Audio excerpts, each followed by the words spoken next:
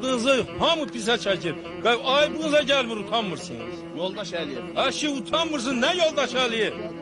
Mən sizə eşitmək istəmirəm.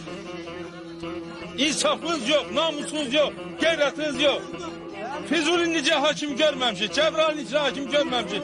Utanmırsınız, ayıbınıza gəlmir. Əşi ayıbına gəlmirsən, utanmırsan. Ne meseledir bir daha bir göster. Əşi nə məsələ? Ne lazım hamısı olmuyor. Ha nə məsələ bunlar sənin üzün görmürlər? Niyə bu kişinin adını hamı çəkir, sənin üzün görmürlər? Səni bura nə təyin eləmişəm mən? Ayıb olsun sənə. Utanmazlar.